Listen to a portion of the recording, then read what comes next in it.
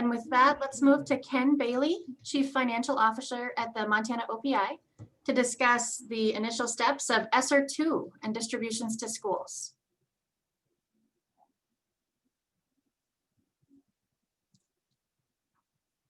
Ken, we cannot hear you. Thank you, Sarah. I thought I had clicked on that, but not so. Good morning, everyone.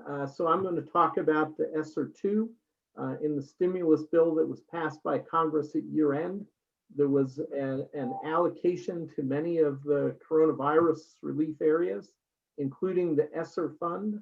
The ESSER fund is money that's specifically targeted for K-12 public education in the United States. And the way that the Department of Education has chosen to handle this is to basically say it's just another round of funding for the ESSER program. So in the first ESSER program, Montana got $41.3 million. In this round of funding, we are getting $170.1 million. So approximately 4 times the amount that we received with the first round of funding. Like the original ESSER funding, 90% of the dollars have to be allocated to school districts, proportionate to the most recent Title I allocation. So we're going to post today on our website this document. Hold on.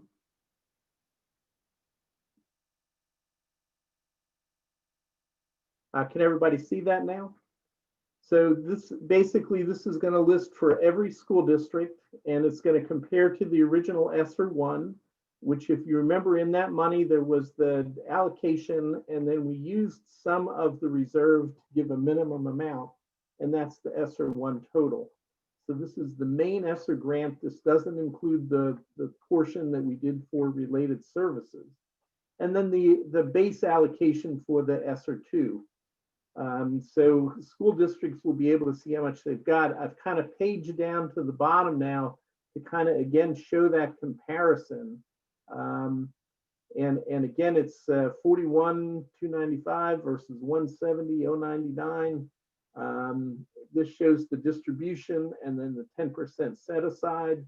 So the 10% set aside this time is $17 million. So this is the total amount then that is going directly to schools, 153 million. We haven't decided on what to do with the 17 million. We will reserve 0.5% as allowed in the grant, which turns out to be $850,000 for administrative expenses. And I just want to do a little math with you. Of this $37 million that was awarded to schools, we've distributed a little less than $5 million. And so that means that there's still $32 million of this money that hasn't gone to schools, plus the 153. So if I add those two together, the remaining funds from both of these grants to go directly to school districts is $185 million. And that can go out through the end of 2023, through September of 2023, I should say. So let's call it, including this year, that's 3 years for $185 million. So somewhere around $60 million a year, including this year. Title I, as a comparison, we typically allocate just around $45 million per year. So this money kind of dwarfs the Title I allocation.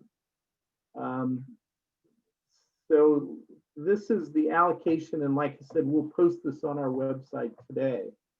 I'm going to move then to another document. Please hold on. So like we did when the original ESSER grant came out, we've prepared this guidance document. And I'll just go through it really briefly because, in essence, like I said, the department is treating this just like another round of funding. So basically, the allowable uses and all of that kind of stuff are pretty much the same. So, and this is to me pretty much the key thing is that at the very beginning of this, it says that all grants be used to prevent, prepare for, and respond to coronavirus. And as I've worked on administering this grant since last May, that seems to be the main issue. The uses that are allowed for this grant are so broad, it's hard to find something you say it doesn't fit into some category. The issue really is this: prevent, preparing for, and responding to coronavirus. Excuse me. So all these things that can be used for all of the any uses that are described in basically any of the federal programs. Then they specifically have these activities, and again, these are all the same as were there before. There's no change in any of these. However, there are new uses that are allowable, and I'll go through those real quickly. The first is addressing learning loss among students. This seems to be a focus of the Department of Education with this round of funding. In their description of what the OPI can do with the 10% set aside, this is mentioned as being a key concern.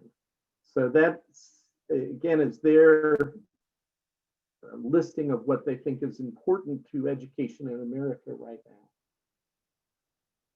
Under this, there are some subcategories that I won't go through. There's this focus on repairs and improvements to enable operations to reduce the risk of virus transmission. Again, excuse me. And then lastly, what kind of falls out of this is this real focus then also on indoor air quality, including, as they say, mechanical and non-mechanical heating, ventilation, air conditioning, purification. You know, they're in the first round of funding, there were a couple of requests for money to improve HVAC systems, to improve airflow and filtration. And now this has become a focus as well. When I first read these, my opinion was that all the things that are listed in here were allowable expenditures in the first round of funding. And the Department of Education has actually put out a document that that kind of confirms that they think that these were all allowable under the first round of funding as well. But again, because of this focus on HVACs, I think it's something, as we look at the amount of money that's here, for schools to consider, is this something that they want to consider doing for their school facilities. The timing on this, we've already been told the funds are available. The grant requires us to do the award, and again, we'll do all the award here within the next, I would guess, 30 days or so. The 90% is already listed, as I said to you, and you will have until September 30th to obligate expenditures. Again, the supplement, not supplant requirement is not present in these funds. There's these two odd things that they felt like they had to mention in the first round and the second, of not offsetting executive salaries and expenditures related to unions. A key thing in here is that the new funding that there is a separate stream of funding that comes through the governor's emergency education relief program. So of the amounts of the ESSER funds that go to school districts, there will be no need to calculate and then provide equitable share to private and home schools in Montana. That will be done through this GEAR stream, and the school districts basically won't be involved with it. So that's a little easier for you guys. You know, I think the key for us is remembering that there's still $32 million of the first round that hasn't gone out, and those funds are available. We will again go through the same process of setting up applications for the funds that will require school districts to basically prepare an estimated budget, and then we'll open it up for schools to apply.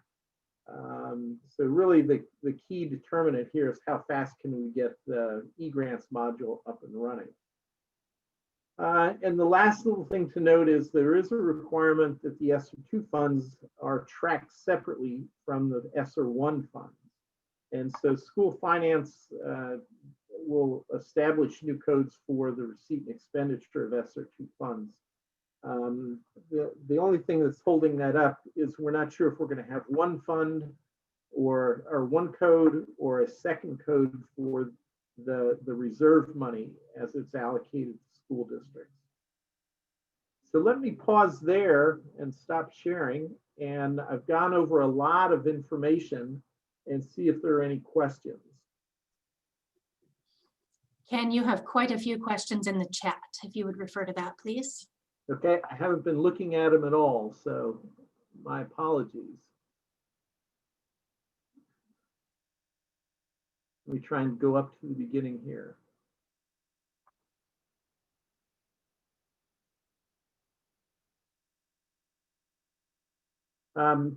Yeah, gosh, you're right. I should have put that link into the chat box here. I'll try and do that before we close the session. But it's basically the ESSER info page on reopening schools.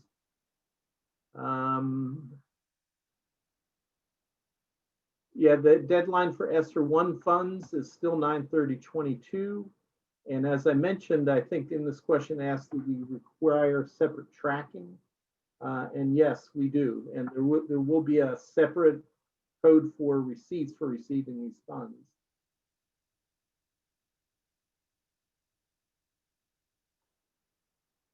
There's a question of whether or not we're able to, since the Montana School for the Deaf and Blind is not a Title I school, so do the federal guidelines allow OPI to use some of the set-aside monies to fund state-funded schools? And the answer is yes. So this is no different than the ESSER 1 round, but again, we made an offer to several of the schools that are not public schools but are state-funded schools in the state, see if to offer a grant to see if that would be able to help the facility. Again, we haven't made a decision on doing that yet. I did put in at least a small amount for them in what I showed on here. So again, I'm assuming the question here is, I'm assuming small schools without Title I programs will still qualify as they did in the original CARES Act. There's no difference from the CARES Act. Again, what in the first round we did was to decide that there was a minimum amount so that every school district in Montana would get that minimum amount. And we have not made that decision yet. And if you remember, we also allocated money specifically for related services, and we haven't firmed up whether we're going to do that exactly this time again or not. And those are all the questions I see. Let me pause again since I answered the question. Did that prompt any more questions for you guys?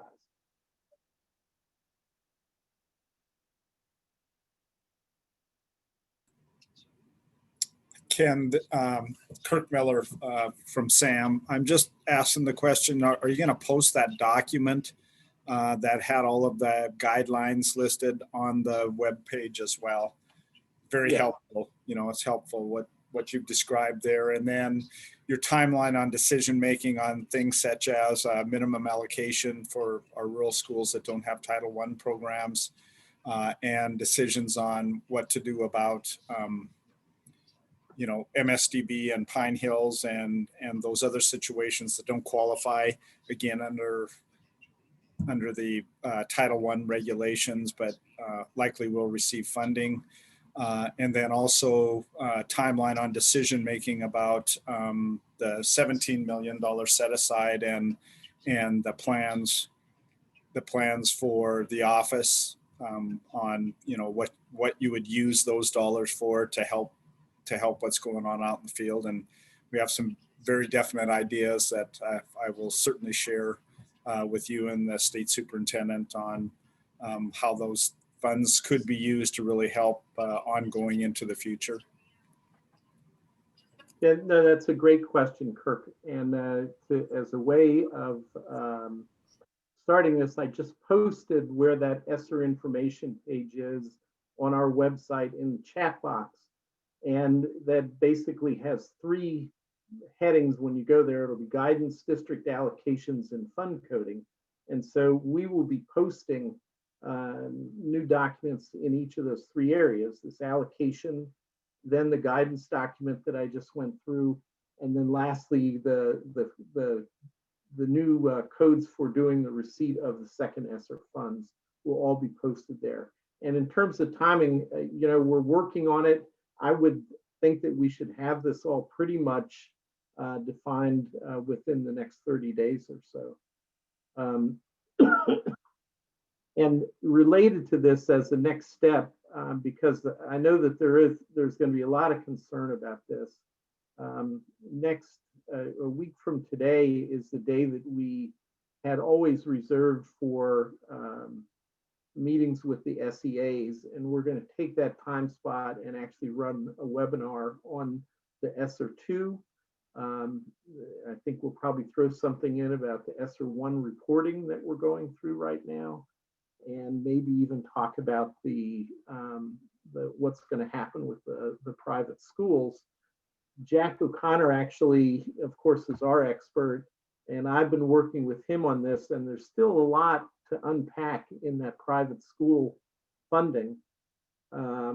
Unfortunately, Jack had to, since we ran over, Jack had to leave, but so I think we'll include that in the webinar when we do it next week as well.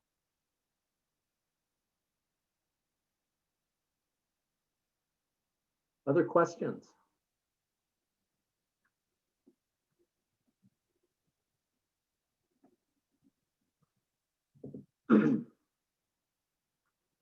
So another question about House Bill 3. Again, so typically when we get federal grants, we go and get authorization in the interim. Since these grants were awarded after the legislature came into session, we are obligated to have the legislature authorize us to spend these federal funds.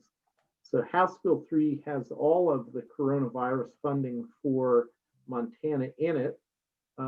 House Bill 3 is moving at a lightning pace compared to its normal pace through the legislature.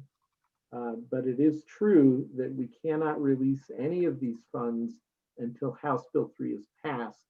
But I don't, again, by the way House Bill 3 is moving, I do not believe that will cause any delay in the release of the funds. Again, I think the critical path right now is for us to get the eGrants module up and running. And let's see, there's one more. Oh, thanks. And yes, so any other questions?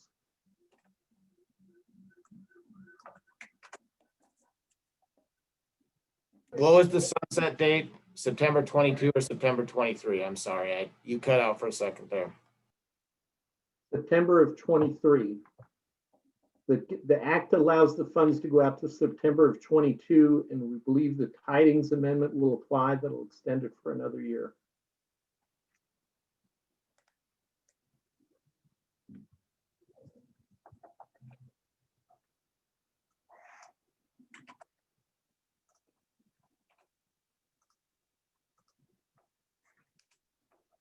Okay, Sarah, I'll turn it back to you. Thank you. Thank you, everyone, for joining us. I have put Ken Bailey's information in the chat box for everyone. Excuse me, there we go. All right, so feel free to reach out to Ken. Like he said, we'll be coming back with our LEAs next Tuesday for a webinar. We'll get that information out. Later today, you will get a follow-up email from the OPI with a recording of today's call to go back to any questions you might have, as well as a link to the documents on our website. If you have any questions, please reach out to Ken. He'll be our point of contact for the OPI on this. Thank you.